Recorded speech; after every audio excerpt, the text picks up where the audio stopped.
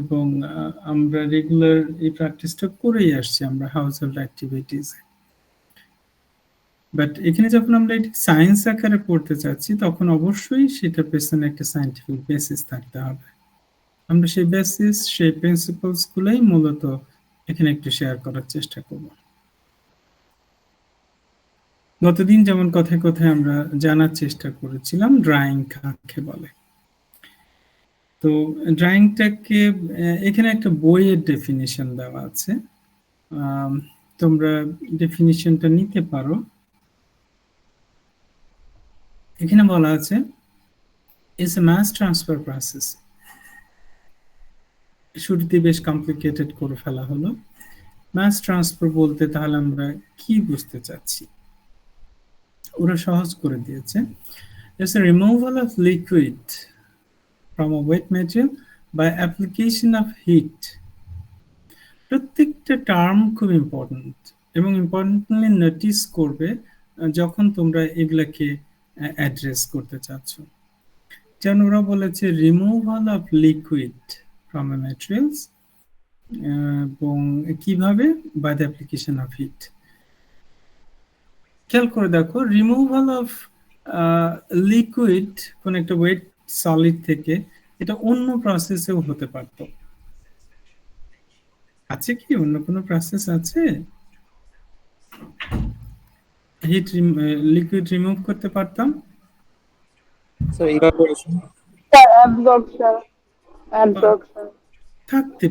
থাকতে পারে অন্য কোনো মেকানিক্যাল প্রসেস থাকতে পারে, অথবা অন্য কোনো অপারেশনস থাকতে পারে। বাট এটা এরা বলে দিয়েছে by the application of heat, তার মানে ইটস বেসিক্যালি থার্মাল প্রসেস। এবং কিভাবে সেটা হলো? accomplished by the transfer of liquid from a surface into an unsaturated vapor phase. এখান থেকে যে লিকুইড রিমুভালটা হবে সেটাও কোত্থেকে সেটা বলে দিয়েছে, from the surface of the liquid। কোথায় যাবে? into an unsaturated vapor phase। এটা একটু ব্যাখ্যা করা দরকার ছিল, বাট যদি তোমরা ছোটবেলা পড়ে থাকো সেই ফিজিক্যাল ফার্মেসিতে ভেপার প্রেসার পড়াতে গিয়ে তোমাদেরকে হয়তো স্যার পড়িয়েছিলেন যে লিকুইড কেন সারফেস থেকে রিমুভ হয়। সেই ব্যাখ্যা আছে তোমার কাছে? বলতে পারবে?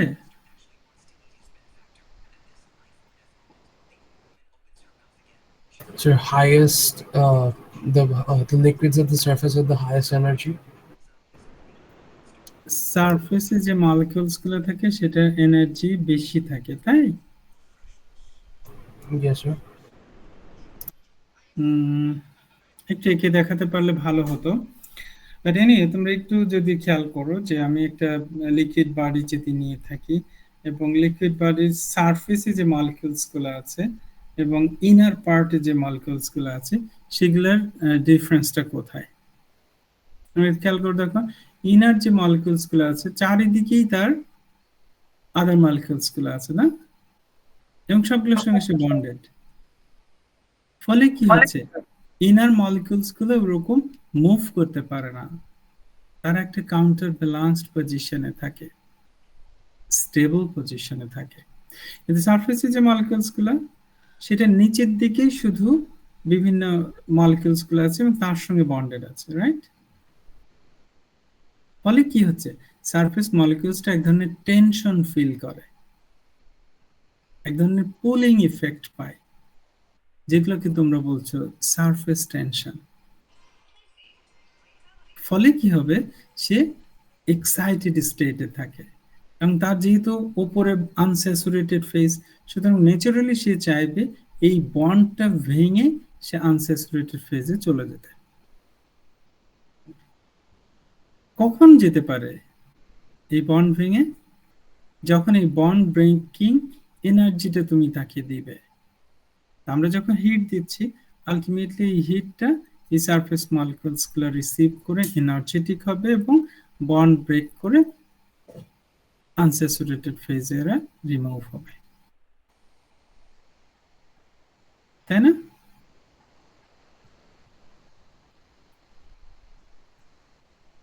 বুঝতে পেরেছো?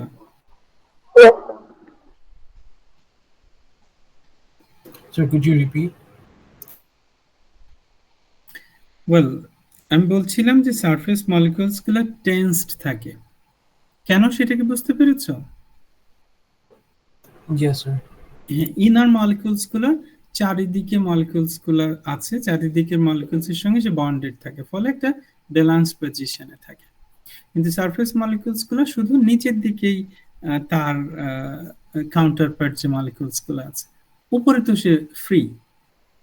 ফলে সে তার ন্যাচারাল টেন্ডেন্সি হচ্ছে সে এই বন্ডগুলো ব্রেক করে আনস্যাচুরেটেড ফেজে রিমুভ হওয়ার টেন্ডেন্সিটা তার থাকে, ফলে সে এক্সাইটেড থাকে। এখন যদি কিন্তু যেতে পারছে না কেন? নিচে যে কিছু মলিকিউলস এর সঙ্গে সে বন্ডেড আছে, কিন্তু এই বন্ড ব্রেকিং এনার্জিটা যদি আমরা তাকে অ্যাপ্লাই করতাম, তাহলে সে বন্ডটা ভেঙে আনস্যাচুরেটেড ফেজে চলে যেত। আমরা যখন হিট দিচ্ছি তখন তো কি হবে? হিটটা আলটিমেটলি সারফেস মলিকিউলসটা রিসিভ করবে এবং সে এনার্জি পাবে এবং সে বন্ডটা ভেঙে আনস্যাচুরেটেড ফেজে চলে যাবে।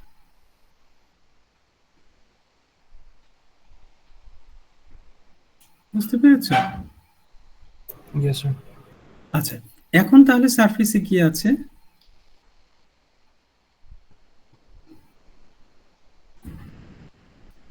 এখন সারফেসে কেউ আছে?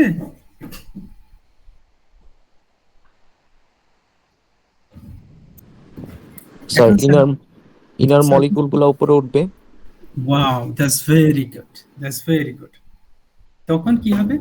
সারফেসটা তো এখন আনস্যাচুরেটেড, সারফেসে লিকুইড নেই, ফলে নিচের দিকে যে লিকুইডস গুলো আছে সেগুলা ধীরে ধীরে মাইগ্রেটেড হয়ে সারফেসে যাবে এবং সারফেস থেকে আবার রিমুভ হবে। এই জন্যই ওরা বলেছে removal of liquids from the surface of the wet solid. বুঝতে পেরেছো? আর এই যে migration of liquids from the inner part to the surface, এই মাইগ্রেশনটা কি বলতে চাচ্ছি আমরা? Mass transfer. এখানে বলেছে না মাস ট্রান্সফার প্রসেস? বুঝতে পেরেছো? জি স্যার। আচ্ছা, তাহলে এই মাস ট্রান্সফারটা অ্যাকমপ্লিশড হলো কার দ্বারা? সম্ভবত স্যার, হিটের মাধ্যমে। হিটের মাধ্যমে। তাহলে আমরা যখন হিট দিচ্ছি সেই হিটটা ফার্স্ট ট্রান্সফার হচ্ছে, সারফেস মলিকিউলস গুলোকে এনার্জেটিক করছে এবং সেখান থেকে ট্রান্সফার হচ্ছে। তাহলে ড্রাইংটাকে আমরা বলতে পারি না it's a combination of heat transfer and mass transfer? Yes sir.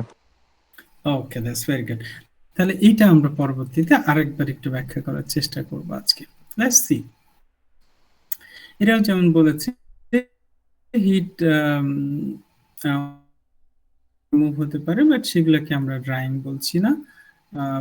যদি এটা হিট দ্বারা সম্পন্ন হয় তবে সেটাকে আমরা ড্রাইং বলছি। কেন ফার্মাসিউটিক্যালি ড্রাইং ইম্পর্টেন্ট? আমি যেটা একটু আগে বোঝানোর চেষ্টা করছিলাম যে ড্রাইং ফার্মাসিউটিক্যালি ওয়াইডলি ইউজড একটা টেকনিক। কেন? আমরা বেশ কিছু ব্রডার হেডিং এ যদি আলোচনা করি, যেমন ওরা বলেছে প্রিপারেশন অফ বাল্ক ড্রাগস। আমরা অনেক সময় ক্রুড ড্রাগ প্রসেস করে থাকি। তোমরা মেডিসিনাল কেমিস্ট্রিতে পড়েছো, তোমরা ফাইটোকেমিস্ট্রিতে পড়েছো। আমরা ক্রুড ড্রাগ গুলোকে কিভাবে কালেক্ট করি, কিভাবে স্টোর করি, কিভাবে প্রিজার্ভ করে থাকি, এবং সেই সকল ক্ষেত্রে তোমরা সেগুলোর হারভেস্টিং বলো, সেগুলো প্রসেসিং বলো, বাট ফাইনালি তোমরা সেটাকে ড্রাই করে রেখেছিলে, ময়েশ্চার ফ্রি করে রেখেছিলে, তাই না? কেন কেন ড্রাই করলে? আর না হলে মাইক্রোবিয়াল যেন মাইক্রোবিয়াল কন্টামিনেশন না হয়, যেন ময়েশ্চারের প্রেজেন্সে হাইড্রোলাইসিস না হয়, কেমিক্যাল কোনো রিঅ্যাকশন না হয়। অর্থাৎ কেমিক্যালি, ফিজিক্যালি, মাইক্রোবায়োলজিক্যালি সেটাকে স্টেবল রাখার জন্য। কেন এই তিনটা প্রসেসটাকে অ্যাক্সেলারেট করে থাকে।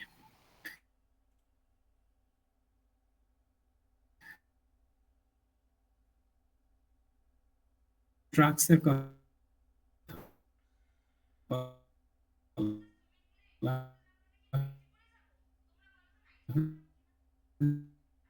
যেগুলা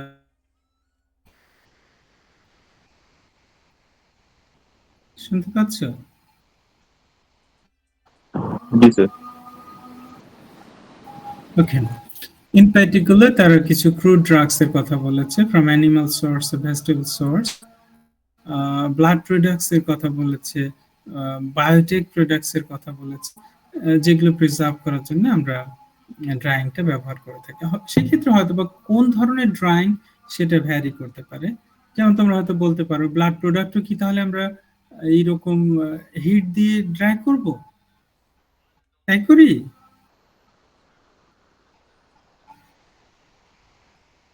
আর সেখানে হয়তো আমরা হিট অ্যাপ্লাই করি, বাট ল্যাটেন্ট হিটটা কি টাইপের সেটা হয়তো ভ্যারি করে।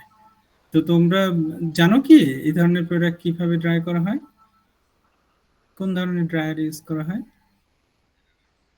Fluid bed dryer or moving bed dryer? Moving bed dryer, No, fluid bed dryer, right, sir? Fluid bed dryer. For sir granulation, sir, there was a fluid bed dryer used for us. Sir autoclave গ্রানুলেশনের কথা, granules এর Oh. কথা বলছি না, আমি blood প্রোডাক্টের কথা বলছি। Sir autoclave type. অটোক্লেভ একটা ড্রায়ার ইউজ করো না তোমরা?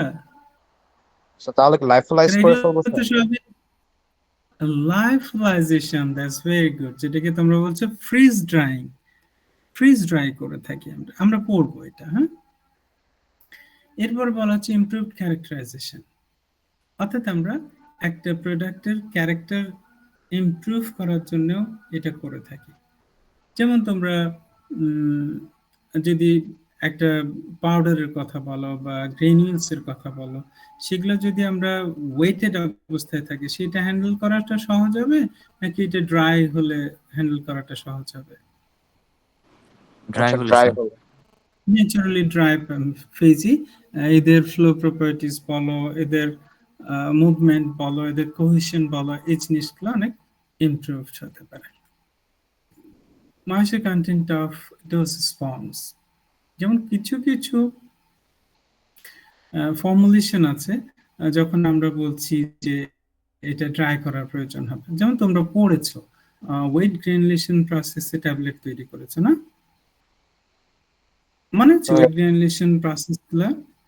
ফার্স্টে র মেটেরিয়ালস গুলো নিলাম, এগুলোকে মিক্স করলাম, একটা ওয়েট মাস তৈরি করলাম along with binding Binder solutions, solution টা use দেন করবো। দেন ওয়েট গ্রানুলস তৈরি করলে, তারপর ড্রাই করলে, তাই না? তারপর সেটাকে স্ক্রিনিং করলে, তারপর লুব্রিকেশন করলে, তারপর কম্প্রেশন করলে। কিন্তু এই যে ড্রাইং ফেজটার কথা মনে আছে নিশ্চয়ই, কোন ধরনের ড্রায়ার ব্যবহার করেছো গ্রানুলস ড্রাই করার জন্য? Sir So fluidize fluidized bed. bed dryer. That's very good, fluidized bed dryer use করেছো। ওখানে কি আমরা গ্রানুলস গুলোকে কমপ্লিটলি ড্রাই করি? So moisture একেবারে content কিছু থাকবে, অল্প থাকবে, so that it doesn't like fall apart completely like a fine powder. Not completely, No. but there will be still moisture left. আচ্ছা, depending on the nature of the chemical constituents or of the drugs, আমরা একটা certain percentage moisture রাখি। এরা এখানে যেমন বলেছে 2 থেকে 3% moisture আমরা রেখে দিই, পারমিট করে থাকি। তাহলে এখানেও ড্রাইং এর একটা ইনভলভমেন্ট। ইমপ্রুভড হ্যান্ডলিং, একটু আগে আমরা বলছিলাম যে ক্যারেক্টারিস্টিক্স গুলো ইমপ্রুভ হলে প্রোডাক্ট হ্যান্ডেল করতে সাহায্য করে। স্টেবিলিটি, স্টেবিলিটি ইন পার্টিকুলার তারা হাইগ্রোস্কোপিক যে ধরনের কম্পাউন্ডস গুলো আছে তাদের স্টেবিলিটি যদি আমরা ঠিক রাখতে চাই তখনও ড্রাইং এর কথা বলেছে। আবার ক্যাপসুল শেল, এটাও খুব ইম্পর্টেন্ট আর একটা এরিয়া ডিউরিং ম্যানুফ্যাকচারিং ক্যাপসুলস। আমরা বলছিলাম যে সেটাও ময়েশ্চার ফ্রি একটা এনভায়রনমেন্ট প্রয়োজন হয়, মনে আছে? ক্যাপসুল প্রসেসিং এরিয়ার ময়েশ্চারটা কেমন থাকতে হবে? খুব বেশি ময়েশ্চার থাকলে কি সমস্যা হবে?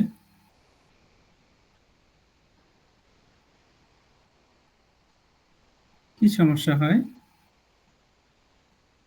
Like sir, if it's way too hygroscopic, তাহলে gel ফর্মটা করবে না, and if it's like it becomes sticky, right?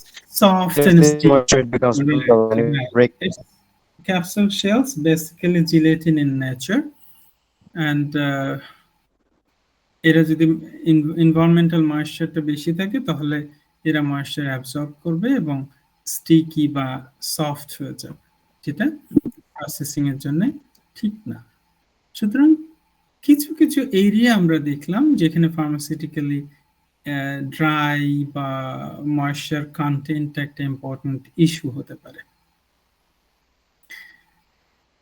Well, এখানে যেমন বলা হচ্ছে একটা টপিক থিওরি অফ ড্রাইং। একটু আগে বলছিলাম যে এটা একটু রিডিকুলাস মনে হতে পারে, বাট তারপরেও আমরা ড্রাইংটাকে একটা সায়েন্স দিয়ে এটাকে এক্সপ্লেইন করতে চাইব। একটু আগে আমি বলছিলাম যে drying involves both heat transfer and mass transfer. তোমরা অলরেডি সেটা ব্যাখ্যাও করেছো যে কিভাবে সেটা হচ্ছে সিমালটেনিয়াসলি। এই গ্রাফটা দেখো, এই স্কেচটা, চার্টটা, এখানে যেমন বলা হচ্ছে drying involves both heat and mass transfer operations. আমরা যদি তোমাকে একটা ওয়েট সলিড দেই, ফার্স্ট আমরা বলছিলাম হিট ট্রান্সফার হবে। হিট ট্রান্সফার হয়ে কি হবে, ওখানে যে ওয়েট সলিডস গুলো আছে তাদেরকে সে ল্যাটেন্ট হিট অফ ভ্যাপোরাইজেশনটা দিবে এবং ভেপার মলিকিউলস গুলো রিমুভ হয়ে যাবে।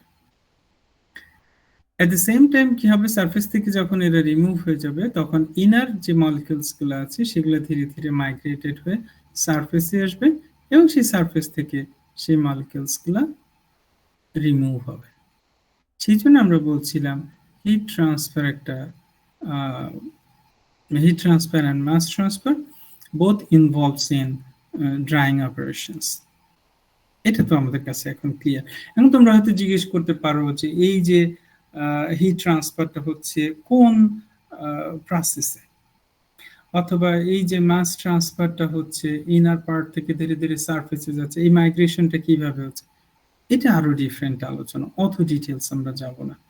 বাট কেউ যদি তোমাদেরকে জিজ্ঞেস করে এটা কি বলতে পারবে একটা দুইটা প্রসেস অন্তত?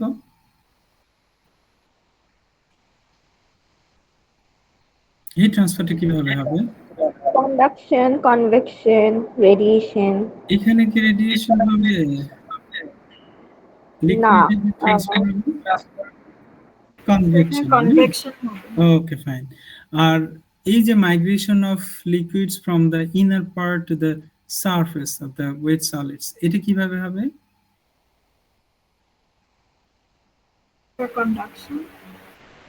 না না, এটাকে কি বলে? ক্যাপিলারি অ্যাকশন বা ডিফিউশন, তাই না? সারফেসে যখন তোমার ময়েশ্চার কন্টেন্ট কমে যাচ্ছে, নিচের দিকে ময়েশ্চার বেশি, তখন কি হবে? ন্যাচারালি ময়েশ্চার গুলো ডিফিউজড হবে না? এটাকে ডিফিউশন আমরা বলতে পারি। আরো অনেক টেকনিক আছে, সেগুলো আমরা আলোচনা না করি। ওয়েল, এই বিষয়টাকে আমরা যদি আলোচনা করতে চাই তাহলে দুইটা হেডিং এ আমরা এটাকে আলোচনা করতে পারবো। একটাকে বলা হচ্ছে ইকুইলিব্রিয়াম রিলেশনশিপ, আরেকটাকে বলছি রেট রিলেশনশিপ। ইকুইলিব্রিয়াম রিলেশনশিপটা কি একটু ভালো করে খেয়াল করো, এগুলো তোমরা যখন ভেপার প্রেসার পড়েছিলে তখন এই বিষয়গুলো আলোচনা হয়েছিল। মনে করো এই যে আমরা বলছিলাম হিট দিচ্ছি, ভালো করে শুনবে, হিট দিচ্ছি, হিট ট্রান্সফার হলো, সারফেস থেকে লিকুইড মলিকিউলস গুলো কোথায় চলে গেল? আনস্যাচুরেটেড ফেজে, রাইট? তাহলে এই যে আনস্যাচুরেটেড ফেজটা ধীরে ধীরে ধীরে ধীরে স্যাচুরেটেড হবে না? ধীরে ধীরে ময়েশ্চার কন্টেন্টটা বাড়বে না?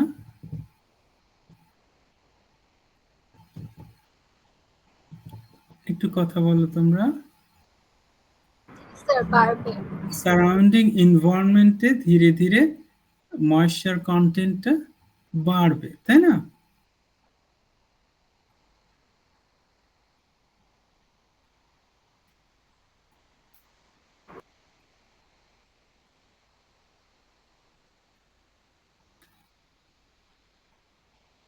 ময়েশ্চার কন্টেন্ট যদি সারাউন্ডিং এ বাড়ে তাহলে কি রেট অফ ইভাপোরেশনটা বাড়বে না কমবে? স্যার কমবে। ন্যাচারালি কমবে। That's very good. আচ্ছা, এইটুকু যদি ক্লিয়ার হয় তাহলে আমার ধারণা বাকিটাও ক্লিয়ার হবে। তাহলে দেখো একটা পর্যায়ে যে এমন হবে যে ওই যে অ্যাটমসফিয়ারিক যে ময়েশ্চারটা আছে সেই ময়েশ্চারটা আবার তারা লিকুইড লেভেলে চলে আসবে, এরা চলে আসবে। ফলে যে রেটে রিমুভাল হচ্ছে একই রেটে আবার তাদের কি বলে, তারা আবার ড্রপলেটস আকারে ফেরত আসবে, অর্থাৎ একটা ইকুইলিব্রিয়াম স্টেটে চলে আসবে, ভেপার প্রেশার ইকুয়াল হয়ে যাবে। কোনটা আমরা দেওয়ার ফলে অ্যাটমসফিয়ারিক যে প্রেশার, ভেপার প্রেশারটা হচ্ছে তোমার লিকুইডের যে ভেপার প্রেশারটা, সেটা অ্যাটমসফিয়ারিক প্রেশারের সমান হয়ে যাবে। সেটাকে বলছি আমরা ইকুইলিব্রিয়াম স্টেট। বুঝতে পেরেছি? অ্যাটমসফিয়ারিক প্রেশার কত নরমালি?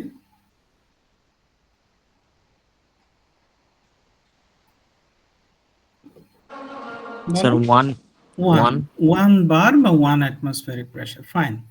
তাহলে যখন এই যে ভেপারটা রিমুভাল হচ্ছে লিকুইড থেকে, তাহলে ধীরে ধীরে ভেপার প্রেশারটা বাড়ছে না কমছে?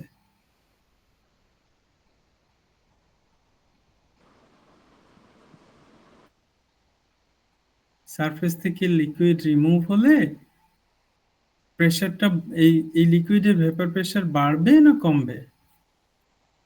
বাড়ার কথা না, স্যার বাড়বে স্যার। ধীরে ধীরে ধীরে বাড়বে না?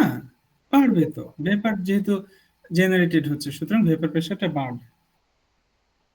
আমরা বলছি একটা সময়ে এই ভেপার প্রেশার আমার অ্যাটমসফিয়ার প্রেশারের সমান হয়ে যাবে, সেটাকে ওরা বলছে ইকুইলিব্রিয়াম স্টেট। বুঝতে পেরেছ? জি স্যার। এই ডেফিনিশনটা নিবে যখন ভেপার প্রেশার এবং অ্যাটমসফিয়ারিক প্রেশার ইকুয়াল হবে, সেই পর্যায়ে amount of water present in the solid is called equilibrium moisture content.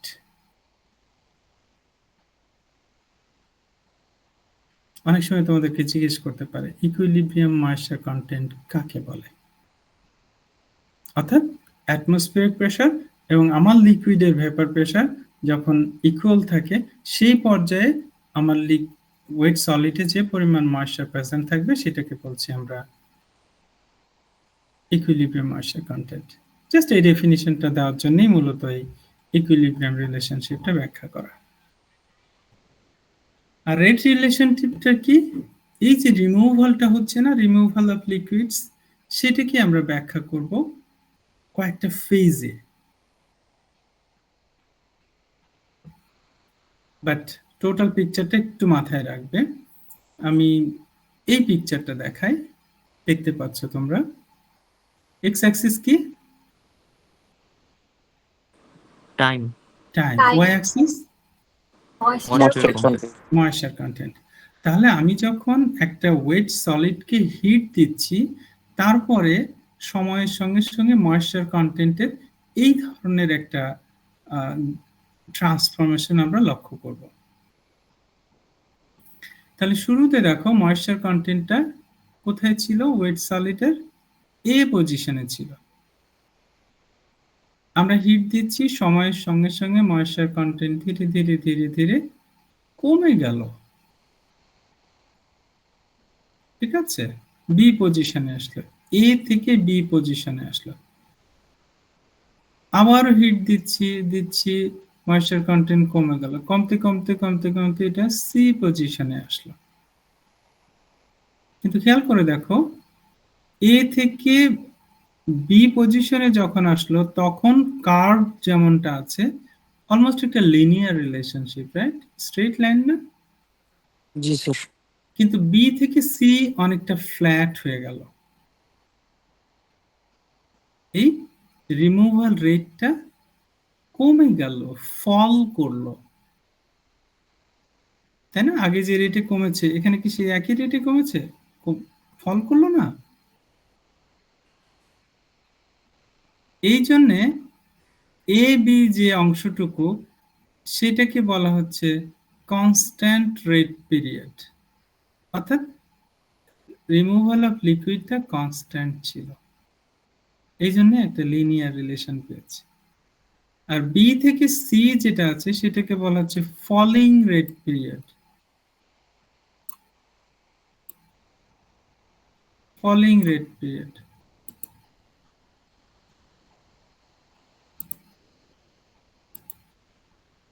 বুঝতে পেরেছ? এটা কনস্ট্যান্ট রেট পিরিয়ড, এটাকে বলছি ফলিং রেট পিরিয়ড। এখন আমাকে ব্যাখ্যা করতে হবে এটাকে কেন কনস্ট্যান্ট রেট পিরিয়ড বলছি, কেন ফলিং রেট পিরিয়ড বলছি।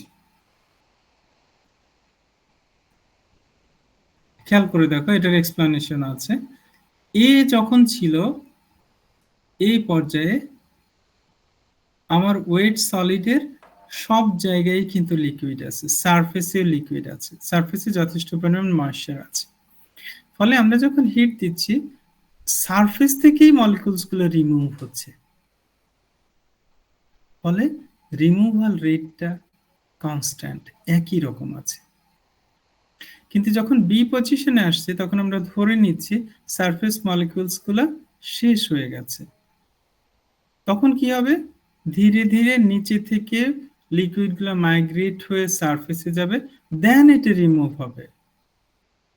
তার মানে কি? ইট টেকস টাইম। ফলে এ থেকে বি তে যে রেটে রিমুভ হয়েছে বি থেকে সি তে সেই রেটে রিমুভ হবে না, রিমুভাল রেটটা ফল করবে। এই জন্য এটাকে বলা হচ্ছে ফলিং রেট পিরিয়ড। ব্যাখ্যা করতে পারবা আমি যে কথাটা বলছিলাম? এখানে সেটাই বোধহয় বলেছে।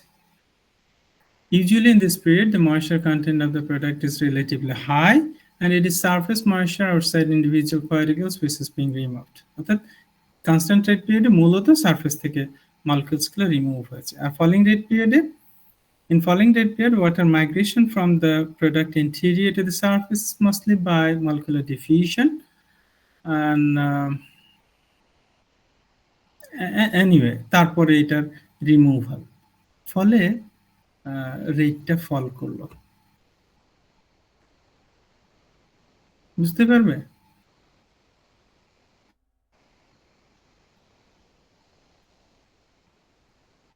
বুঝতে পেরেছ?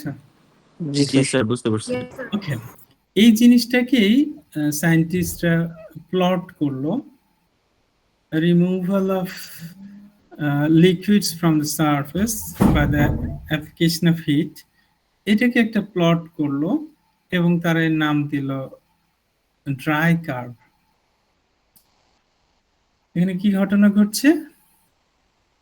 আমরা এই ড্রাই কার্ভ যদি তোমাকে কেউ বলে তুমি এটা দিলেও পারো, আবার ওরা যেমন আরেকটু সুন্দর করে দিয়েছে। এখানে দেখো ড্রাইং ময়েশ্চার কন্টেন্টটাকে এখানে ড্রাইং রেট দিয়ে দেখিয়েছে। অর্থাৎ ইনিশিয়ালি আমার মনে হয় এই প্লটটা থাক, তোমরা ওইটাই দাও, এটা একটু কনফিউজ করবে।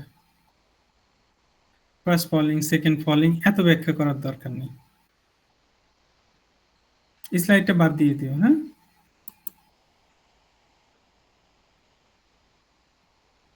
তোমাদের কনফিউজ করবো। ওইটুকু ক্লিয়ার ছিল কিনা? জি স্যার। ওকে, এইটুকু ক্লিয়ার থাকলেই হবে।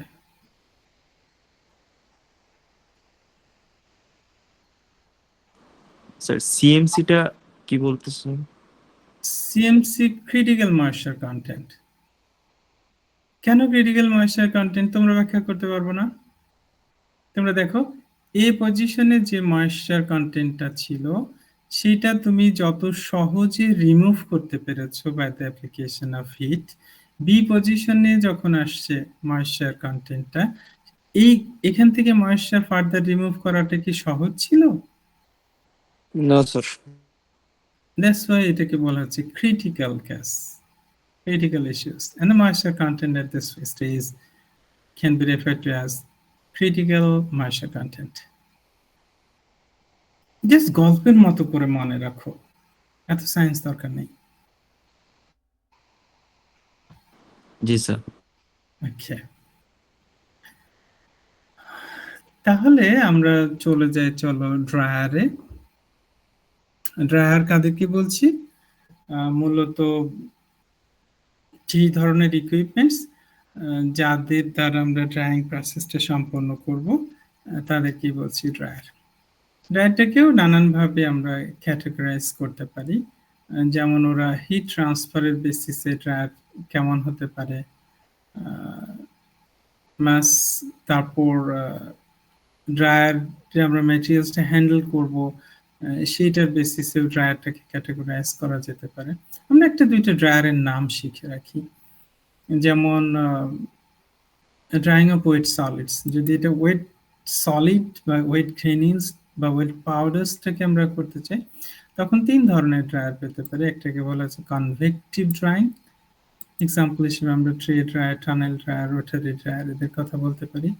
কন্ডাকটিভ ড্রায়ার, মূলত ভ্যাকুয়াম ড্রায়ারের কথা বলছি। রেডিয়েশন ড্রাইং, ইউজুয়ালি আমরা মাইক্রোওয়েভ ওভেন যেগুলো ইউজ করে থাকি তাদেরকে বলছি রেডিয়েশন ড্রাইং। আমরা যদি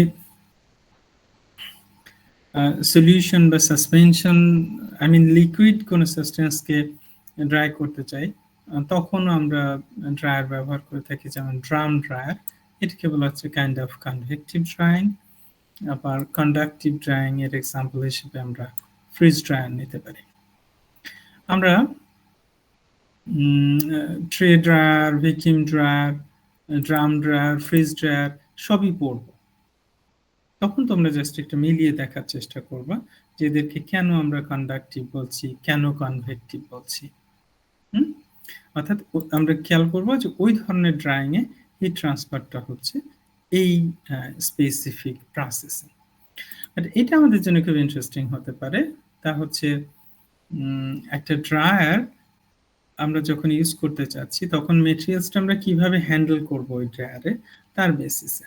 শুরুতে ওরা দুই ভাগে ভাগ করেছে, একটাকে বলছে মেটেরিয়ালস নট অ্যাজিটেটেড, একটাকে বলছে materials agitated. Materials not agitated বলতে এমন ধরনের ড্রায়ার যেখানে আমরা যে প্রোডাক্টটাকে ড্রাই করতে চাচ্ছি সেটাকে কোনোভাবে আমরা টাচ করব না, সে কোনোভাবে মুভ করবে না, অ্যাজিটেটেড হবে না, সেই ধরনের ড্রায়ার। যেমন এরা এক্সাম্পল হিসেবে বলেছি স্ট্যাটিক বেড ড্রায়ার, অর্থাৎ সেখানে যে ড্রায়ারটা আছে সেটার যে বেডগুলো আছে, ক্যাবিনেটগুলো আছে, শেলফগুলো আছে সেগুলো হয়তো বেশ স্ট্যাটিক। এক্সাম্পল হিসেবে যেমন আমরা নিতে পারি, তোমরা বাসায় কি করো, মাইক্রোওয়েভ ওভেনে তোমরা বেক করো না, পিজা বানাচ্ছ বা কেক বানাচ্ছ, তখন কি করে, তোমরা ট্রের উপরে দিয়ে তোমরা চেম্বারে দিয়ে, হিটিং চেম্বারে দিয়ে দিচ্ছ এবং যখন কমপ্লিট হয়ে যাচ্ছে তখন এটাকে তোমরা বের করে নিয়ে আসে। এর মাঝে কি তোমরা কেকটাকে এরকম উল্টে পাল্টে এরকম দাও, বা বেডটা কি উল্টে পাল্টে যায়, ট্রে নাড়াচাড়া করো? No sir. নো, এটাকে বলা হচ্ছে স্ট্যাটিক বেড। এক্সাম্পল হিসেবে আমরা ট্রে ড্রায়ারের কথা বলতে পারি, আমরা ট্রে ড্রায়ারটা পড়বো। মেটেরিয়ালস অনেক ক্ষেত্রে অনেক ড্রায়ার আছে যেখানে আমরা মেটেরিয়ালস গুলো অ্যাজিটেট করে থাকি, যেমন শুরুতেই বলা হচ্ছে fluidised bed dryer. Fluidised bed ড্রায়ারে তোমরা হয়তো বা এর আগেও কোথাও কোথাও ফ্লুইডাইজড সিস্টেমটা পড়েছো, যেখানে আমরা যে মেটেরিয়ালসটা ড্রাই করব সেটা খুব অ্যাজিটেটেড হয়, হাই প্রেসারে সেগুলোকে আমরা সার্কুলেট করি।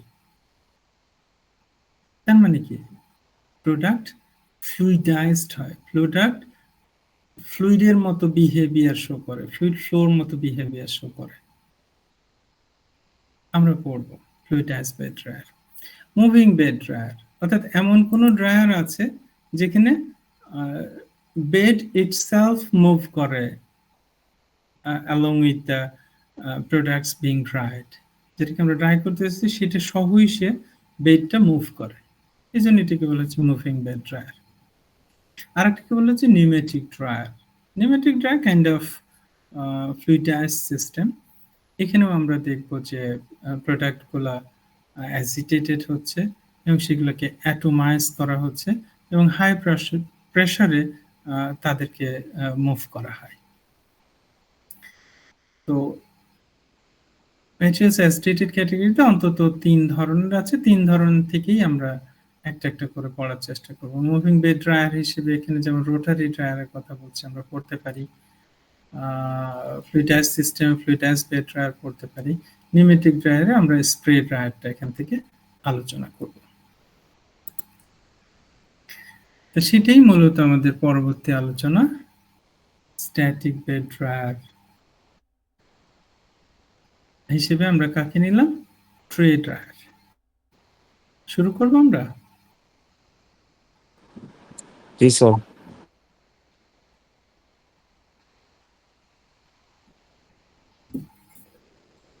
সবার রেসপন্স পাচ্ছি না। Class Yes, sir. সাইজ অনেক ছোট হয়ে গেছে।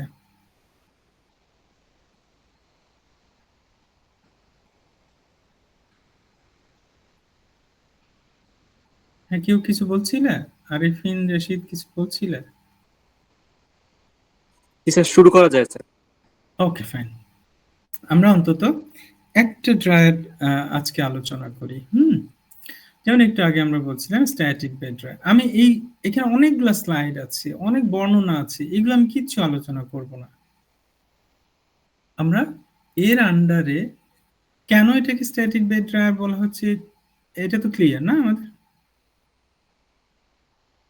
যেহেতু এখানে আমরা বেডগুলা বা যে ট্রেগুলা ইউজ করব সেগুলা স্ট্যাটিক থাকবে, এই জন্য এটাকে বলছি। এক্সাম্পল হিসেবে আমরা ট্রে ড্রায়ার নিচ্ছি। ট্রে ড্রায়ার কনস্ট্রাকশন এটা নিয়েও আমি খুব একটা আলোচনা করতে চাচ্ছি না, এগুলো তোমরা তোমাদের মতো করে আলোচনা করবে। বেসিক্যালি এটা কি, এটা একটা রেক্ট্যাঙ্গুলার একটা চেম্বার হবে এবং চেম্বারের ভিতরে অনেকগুলা শেলফ থাকবে। সেই শেলফে মূলত আমরা ট্রেগুলা প্লেস করব এবং এই ট্রের উপরে আমরা আমাদের ওয়েট সলিড গুলাকে প্লেস করব। এটা হচ্ছে মূল কথা। এখন কোশ্চেন হলো যে এই যে রেক্ট্যাঙ্গুলার শেপ হবে সেটা কিসের তৈরি, আমরা যে শেলফ গুলা তৈরি করছি সেটার গ্যাপটা কেমন হবে, অথবা যে ট্রেটা ইউজ করছি ট্রেটা কিসের তৈরি, ট্রের উপরে যে আমরা লিকুইড ওয়েট সলিডটা নিব সলিডের থিকনেসটা কেমন হবে, এরকম নানান কোয়েশ্চেন হয়তো আমাদের আসতে পারে। এখানে কিছু কিছু আনসার যেমন দিয়েই দিয়েছে ওরা। এটা একটা double layer stainless steel rectangular chamber যার wall is insulated, very important. কেন wall insulated? Rectangular chamber, fine. Sir heat transfer যাতে না হয়। স্যার পার্সোনাল হাতে যেন লেগে অ্যাক্সিডেন্ট না হয়। That's very good. দুইটাই খুব ইম্পর্টেন্ট, কারণ এক হচ্ছে এটা যেহেতু হিটেড হয়ে যাবে সুতরাং অ্যাক্সিডেন্ট হতে পারে, আর হিটেড হওয়াটাও আমরা চাচ্ছি না, বিকজ হিট ট্রান্সফার হোক সেটা আমরা চাচ্ছি না। দ্যাটস ভেরি গুড, চমৎকার। আমার ধারণা আর কোনো এক্সপ্লেনেশনের প্রয়োজন হবে না। চলো আমরা বরং ফিগারে চলে যাই। এই ফিগারটা একটু ভালো করে তোমরা দেখবে এবং আমার সঙ্গে তোমরা পার্টিসিপেট করবে। এক এক বইতে এক এক ভাবে এগুলাকে পিকচারাইজ করা হয়েছে, বাট আমরা যখন পরীক্ষার খাতায় যদি এটা লিখতে হয়, এটা পিকচারের জন্য একেবারে তোমার এরকম জাদু মন্ত্র কিছু দরকার নেই, তুমি জাস্ট একেবারে স্কেচ করে দেখিয়ে দেবে, হ্যাঁ this is how things are happening. তোমরা খেয়াল করে দেখো, এটা হচ্ছে আমার সেই রেক্ট্যাঙ্গুলার চেম্বার।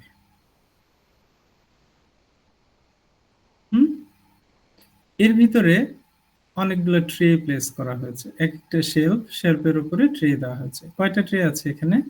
1 2 3 4টা ট্রে, রাইট?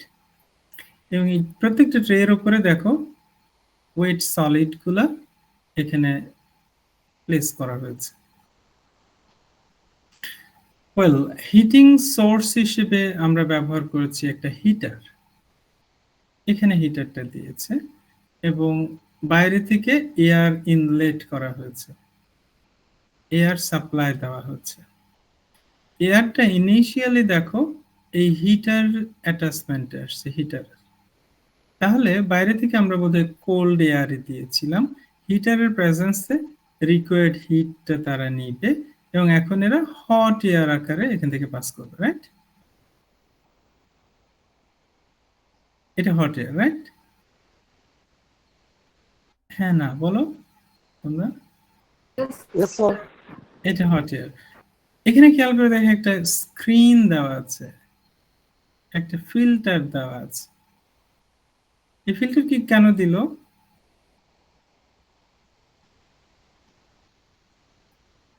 আমরা যেহেতু বাইরে থেকে এয়ার দিচ্ছি আর এখানে ফার্মাসিউটিক্যাল প্রোডাক্ট আমরা হিট করতে চাচ্ছি, সুতরাং বাইরের এয়ারের যে ডার্ট পার্টিকেলস গুলো আছে সেগুলো আমার প্রোডাক্টে আসুক আমরা চাচ্ছি না।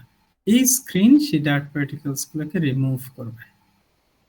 তাহলে এখানে কি আসলো? Clean hot air. এখানে দেখো একটা ফ্যান দিয়েছে, একটা ফ্যান। ফ্যানটা কি করবে?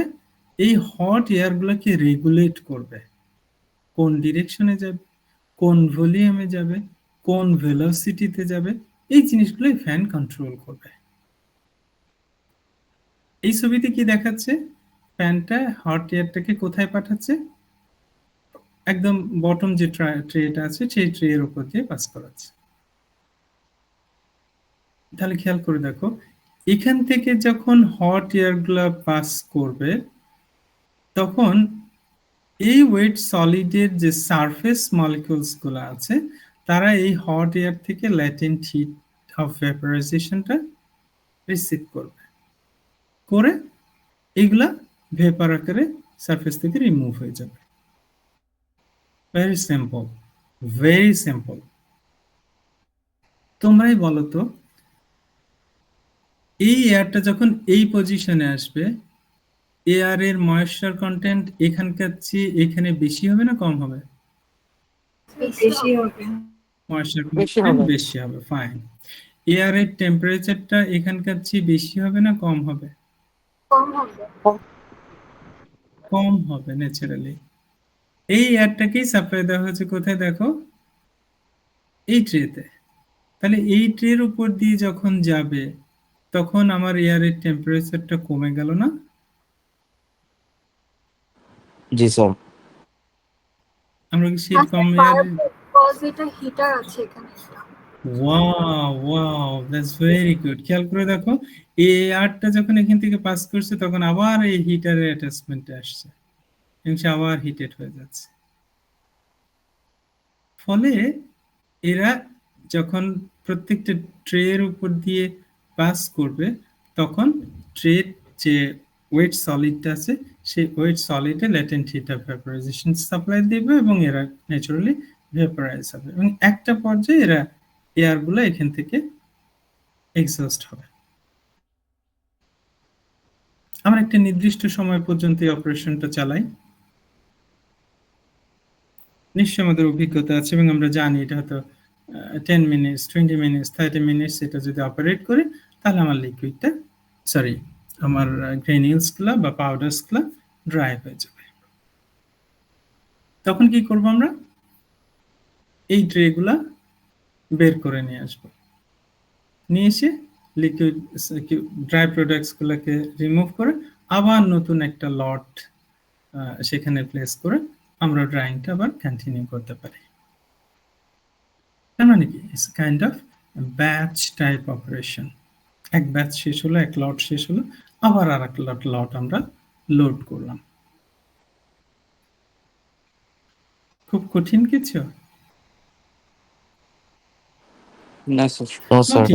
মোটেই কঠিন কিছু না, বাট যে জিনিসটা আমাদের একটু জানা দরকার তা হচ্ছে এই অপারেশনাল প্রসেসে কোন ধরনের ফ্যাক্টরস গুলা বা কোন ধরনের প্রসেস ভেরিয়েবলস গুলা ড্রাইং রেট গুলাকে ইনফ্লুয়েন্স করে। তা যদি আমরা বুঝি তাহলে আমরা একটা ড্রায়ারের এফিসিয়েন্সিটাকেও ক্যালকুলেট করতে পারবো, মেজার করতে পারবো, বাড়ানো কমানো করতে পারবো। চলো তো দেখি, এখানে যেমন অনেক কথা বলা আছে এই ড্রায়ারের সুবিধা কি অসুবিধা কি, এরকম নানান কথা। আমরা সুবিধাগুলো নিয়ে একটু কথা বলি। এখানে কি সুবিধা হবে? এই ড্রায়ার যদি তোমাকে দেওয়া হয়, অ্যাডভান্টেজটা কি? স্যার একসাথে অনেকগুলো বেচ আমরা ইয়ে করতে পারবো, কাজ করতে পারবো। তাতে করে bulk sir amount of product আমরা একসঙ্গে Yes. ড্রাই করতে পারবো। জি স্যার। That's very good. আর এগুলো কিন্তু নেই, হয়তো আমার স্লাইডে আছে কিনা আমি জানি না, কিন্তু তোমরা এগুলো একটু তোমাদের মতো করে লিখে রাখতে পারো। আর এটা যেহেতু তোমরা গল্প বলছো, সুতরাং এটা তোমাদের মনে রাখাটা খুব ন্যাচারাল হবে। এটা চমৎকার একটা পয়েন্ট যে আমরা যদি একটা বড় চেম্বার তৈরি করি এবং সেখানে অনেকগুলো ট্রে যদি প্লেস করার সুযোগ হয়, তাহলে এট এ টাইম আমরা অনেক প্রোডাক্ট বা bulk amount of product try করতে পারবো। স্যার আমাদের টাইম সেভ হবে, আমাদের এনার্জিও সেভ হবে স্যার। ওকে, খুব খুব কাছাকাছি, এই দুটো একই সঙ্গে হলো। একটার সঙ্গেই মোটামুটি এই তিনটা মিলে যায়। আর আর কোনো টেকনিক্যাল কোনো অ্যাডভান্টেজ আমরা পাই কি? ইউনিফর্মলি রিমুভ হবে ওয়াটার। ইউনিফর্ম হিটিং হবে?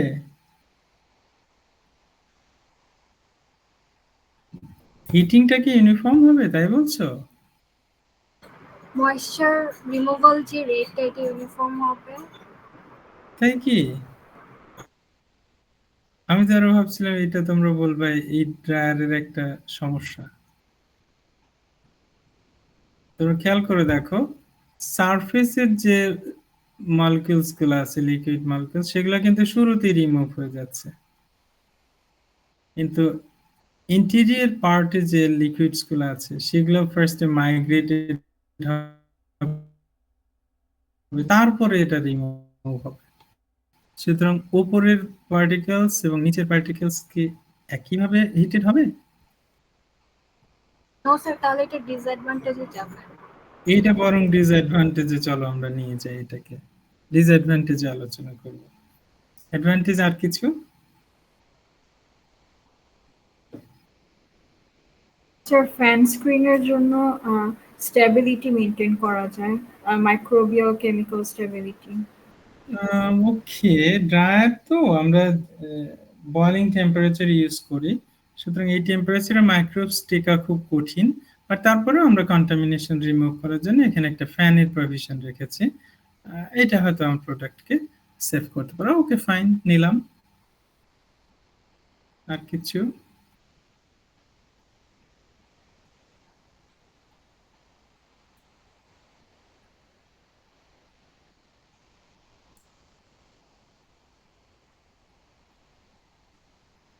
এখানে খেয়াল করে দেখো, আমরা যে প্রোডাক্টটা ড্রাই করতে দিয়েছি, এটা শুরুতে আমরা ওয়েট অবস্থায় দিয়েছিলাম, ড্রাই হওয়ার পরে ড্রাই আকারে কালেক্ট করে নিয়েছি, মাঝখানে কোনো ধরনের অ্যাজিটেশন হয় নাই। ফলে তোমার প্রোডাক্টটা যে ভেঙে যাওয়া, অর্থাৎ গ্রেনিউলস ভেঙে যাওয়া বা প্রোডাক্টটা লস হওয়া, এরকম কিছু হয়েছে কি? না স্যার। এটা তো তাহলে একটা অ্যাডভান্টেজ হিসেবে নিতে পারি, তাই না?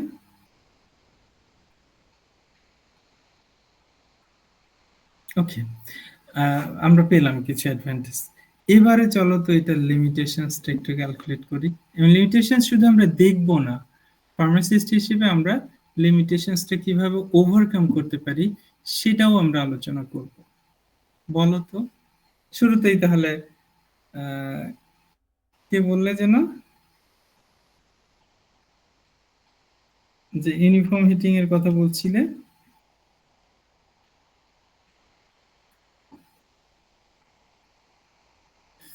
ইউনিফর্ম হিটিং হচ্ছে কি এখানে? No, sir. হ্যাঁ, সে নাম বলছিলে সারা। সারা, তাহলে তুমি বলো যে এখানে ইউনিফর্ম হিটিং হচ্ছে না, কিন্তু এটা তো ফার্মাসিস্ট হিসেবে আমরা মেনেও নিতে পারি না,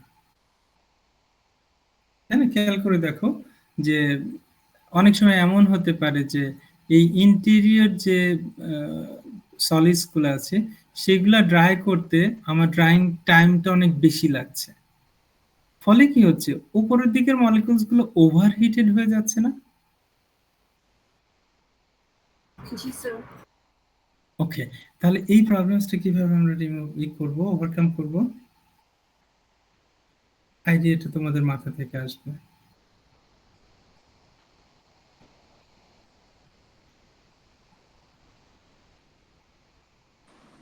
স্যার কোশ্চেনটা আরেকবার একটু বলুন। আমি বলতে চাচ্ছি যদি এই প্রসেসে আমরা নিচের দিকের যে মলিকিউলস গুলো আছে সেগুলোকে যদি ড্রাই করার জন্য অনেকক্ষণ ধরে এয়ার সার্কুলেট করি, তাহলে কি হবে? উপরের মলিকিউলস তো শুরুতেই ড্রাই হয়ে গেছে, তো সেগুলো ওভার ড্রাই হয়ে যাবে না? অর্থাৎ উপরের মলিকিউলস ওভার ড্রাই হবে, নিচের মলিকিউলস গুলো ড্রাই হবে। স্যার ট্রে গুলো রোটেট করে রোটেট তো করতে পারবো না, আমরা তো স্ট্যাটিক বেড। ও সরি স্যার স্যার উপরের মলিকিউল গুলোকে যদি রিমুভ করে দেন আবার দেওয়া হয়? মাইক্রোওভেন খুলে কখনো কেক বা এই উল্টে দিয়েছো? No sir. তোমরা ধান ধান শুকাতে দিয়েছো না, ওখানে কিন্তু তোমরা উল্টে দাও, উপরের গুলা শুকিয়ে যাচ্ছে, একটু উপরের গুলা নিচে দিয়ে দাও, আবার নিচের গুলো উপরে দিয়ে দাও। এখানে তো আমার সেই সুযোগ নেই। ট্রে গুলো যদি আমি নেড়ে দিতে পারতাম ফাইন, সেটা তো করতে পারছি না, তাহলে কি করব?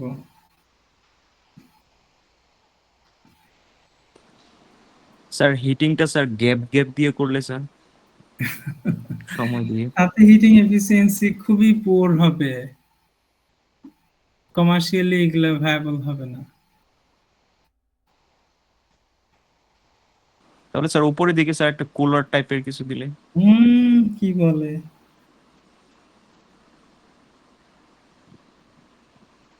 স্যার সামহাউ স্যার একটা কিছু দিয়ে হিট ট্রান্সফার করা গেলে ওয়ালের উপরে। একদিকে তুমি এয়ারের হিটই ঠিক রাখতে পারছো না, আবার কুলার দিলে এয়ার টেম্পারেচার ঠিক রাখতে পারবা? আমরা যেটা করতে পারি খেয়াল করে দেখো, আমরা থিকনেসটা কমিয়ে দিব, তাই না? জি স্যার।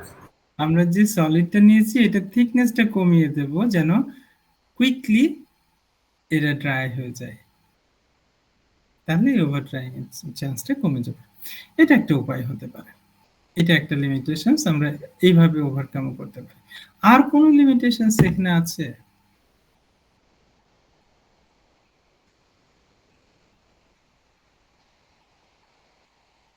আর কোনো প্রবলেমস তোমরা মনে করছো?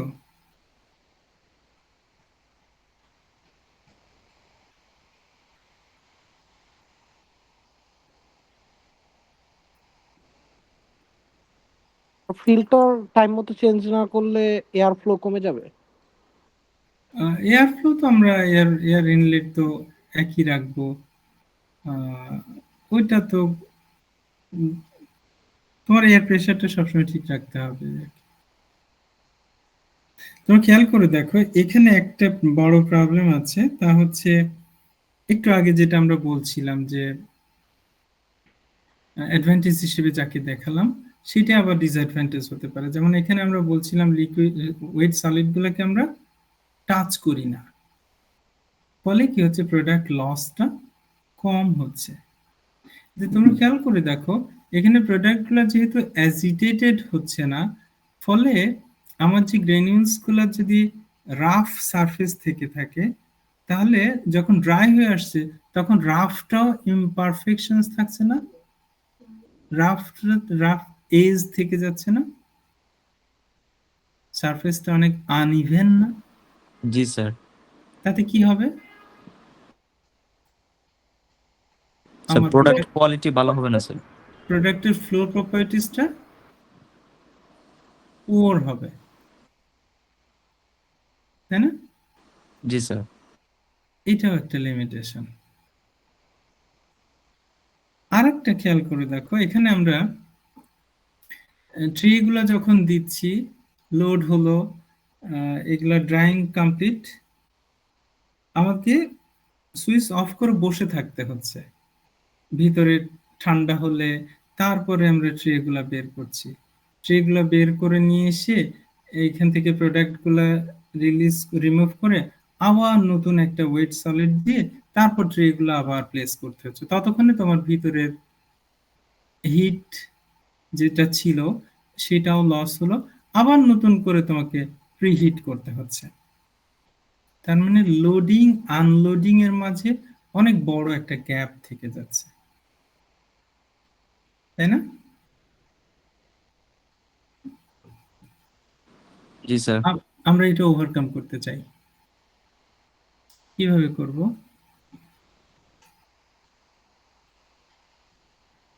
তোমরা খেয়াল করে দেখো, তাহলে আমরা এক কাজ করতে পারি। আমরা হিটিং চেম্বারটা তো আছেই, আমার রেক্টাঙ্গুলার চেম্বার আছে, আমরা বাইরে একটা ট্রলি নেই, একটা ট্রলির উপরে আমরা এই ট্রেগুলা ফিক্স করি। আমরা যখন ড্রয়িংটা কমপ্লিট, আমরা এই এর যে কাভারটা আছে, ডোরটা আছে, সেই ডোরটা খুলে নিলাম, নিয়ে ভিতরের যে ট্রলিটা দেওয়া ছিল সেই ট্রলিটা বাইরে নিয়ে আসলাম, এবং বাই দিস টাইম আমার যে ট্রলিটা ফিক্স করা আছে এই ট্রলিটা ভিতরে দিয়ে আবার ডোরটা বন্ধ করে দিলাম। কমাতে পারি না লোডিং আনলোডিং টাইম? জি স্যার। এটা একটা উপায় হতে পারে। সুতরাং একটা প্রসেস কিভাবে রেগুলেটেড হবে সেই নো হাউটা আমাদের আছে, এবং আমরা সেটাই এখানে অ্যাপ্লাই করার চেষ্টা করব। আরেকটা জিনিস বলবো, এবং পাশাপাশি অন্য এক ধরনের ড্রায়ারের সঙ্গে এটাকে আমরা কোরিলেট করার চেষ্টা করব, কিন্তু উপস্থিতি এত কমে গেল কেন? আমি খুব ইম্পর্টেন্ট আলোচনা করছিলাম। যেমন ধরো এখানে তোমরা যেটা বলছিলে যে হিট, আমরা হট এয়ারটা এখান থেকে পাস করাচ্ছি, ভিতরে ময়েশ্চার তৈরি হচ্ছে না? তাহলে ভিতরে যদি ময়েশ্চার কনসেন্ট্রেশন বেড়ে যায়, তাহলে ফার্দার রেট অফ ভেপারাইজেশন বাড়বে না কমবে? কমে যাবে। কমে যাবে। তাহলে শুরুতে যে রেটে ড্রাইং হবে পরে কি একই রেটে হবে? না, তাই না? তাহলে আমরা একটা কাজ করতে পারতাম, ভিতরে যে ময়েশ্চারটা তৈরি হয় সেই ময়েশ্চারটাকে আমরা ফোর্সফুলি রিমুভ করে নিতে পারি। আমরা একটা ভ্যাকিউম, একটা পাম্প দিয়ে ভিতরের এই যে ময়েশ্চার এয়ার যেটা আছে, ময়েশ্চার সহজ এয়ারটা, সেই এয়ারটাকে আমরা রিমুভ করে নিতে পারি। তাহলে ভিতরে প্রেসার বাড়বে না কমবে? কমবে। কমে যাবে। রেট অফ ভেপারাইজেশন বাড়বে না কমবে? বেড়ে যাবে। বেড়ে যাবে, তাই না? এই কনসেপ্ট করে, একই কনসেপ্ট কাজে লাগিয়ে তৈরি করা হয়েছে ভ্যাকিউম ড্রায়ার। তোমরা একটু লিখে রাখবে, ভ্যাকিউম ড্রায়ার। আমার কোয়েশ্চেন হলো, এই ভ্যাকিউম ড্রায়ারটা কেন আমরা ব্যবহার করতে চাচ্ছি? খেয়াল করে দেখো, আমরা অনেক সময় ভিতরে যে প্রোডাক্টটা হিট দিচ্ছি সেই প্রোডাক্টটা বয়লিং টেম্পারেচারে অনেক সময় ডিকম্পোজড হয়ে যেতে পারে। আমরা একটু কম টেম্পারেচারে যদি বয়েল করতে চাই, তাহলে ভিতরে যদি আমরা এয়ার প্রেসারটা কমাই, ভ্যাকিউম করি, সেটা সম্ভব না?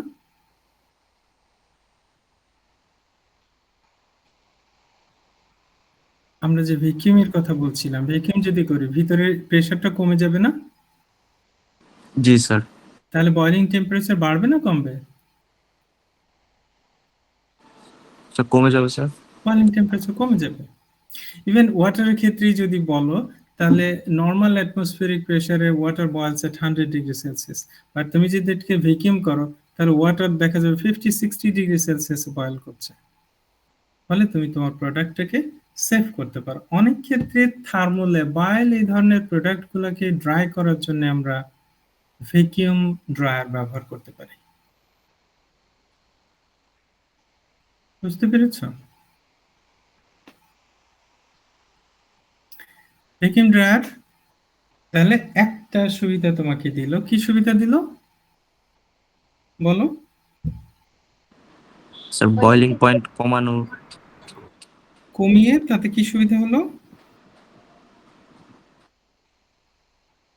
প্রোডাক্টের স্ট্যাবিলিটি মেনটেন করা যাবে। থার্মোলেবাইল প্রোডাক্টের স্টেবিলিটিটা মেনটেন করতে পারলে। ওকে, আর কোনো সুবিধা পাওয়া যায় ভ্যাকুয়াম ড্রায়ারে? স্যার যে লোডিং আনলোডিং এটা একটু কমানো যাবে না? না, ওইটা না, ভ্যাকুয়ামের অ্যাডভান্টেজটা কি? যেমন ধরো আমি যখন ভ্যাকুয়াম করছি ভিতরে এয়ার ডিএয়ারেটেড করে নিচ্ছি, তাই না? তাহলে ভিতরে কি কোনো অক্সিজেন থাকবে?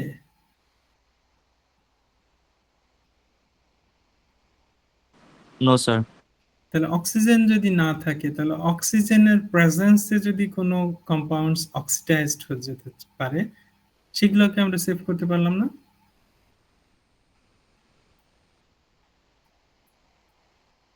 ঠিক আছে, এটাও লিখে রাখবে। অক্সিডেশন প্রন বা অক্সিডেশন সাসেপ্টেবল যে ধরনের কেমিক্যাল কম্পাউন্ডস গুলো আছে সেগুলোকে আমরা ভ্যাকুয়াম চেম্বারে ড্রাই করার মাধ্যমে অক্সিডেশন থেকে তাদেরকে আমরা প্রোটেক্ট করতে পারবো। থার্ড আর একটা অ্যাডভান্টেজ একটু ভালো করে খেয়াল করো, এখানে আমরা যে ময়েশ্চারটা রিমুভ করলাম এটা কোথায় ছেড়ে দিলাম?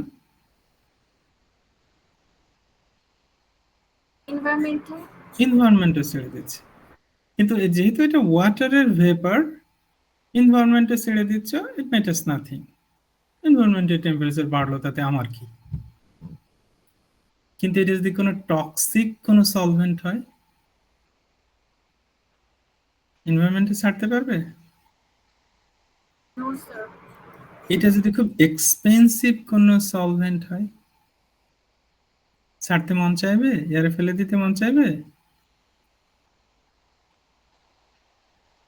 তখন আমরা যেটা করতে পারি, সেই সলভেন্টের ভেপারটা আমরা এখান থেকে কালেক্ট করে, যেহেতু ভ্যাকুয়াম করছি এখান থেকে কালেক্ট করে একটা কন্ডেন্সারের ভিতর দিয়ে পাস করাতে পারি, তাই না? তাহলে কি হবে?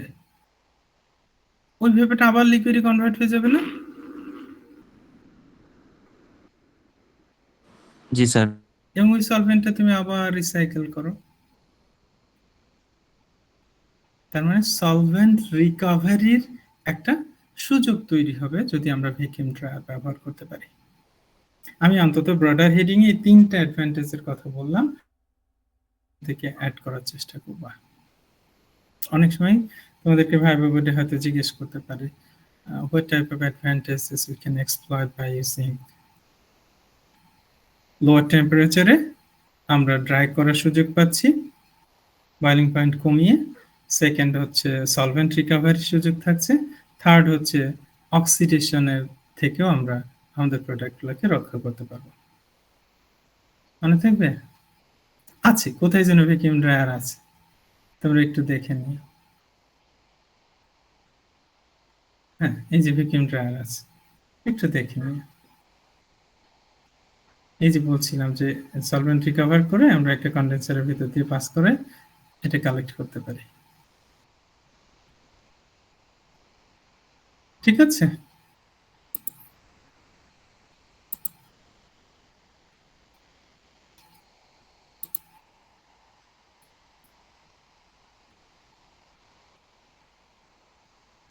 কি খুব বিরক্ত হলে তোমরা?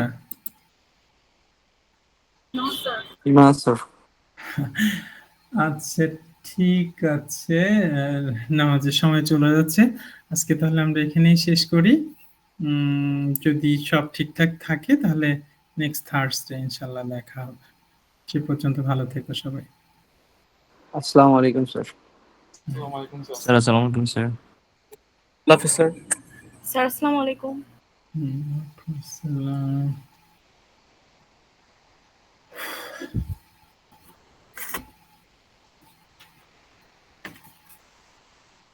স্যার আসসালামু আলাইকুম স্যার। স্যার মারুফ, স্যার আমি অ্যাটেন্ডেন্সটা মিস করেছিলাম, একটু জয়েন হইতে লেট। মারুফ বিল্লাহ। ওকে স্যার হ্যাঁ,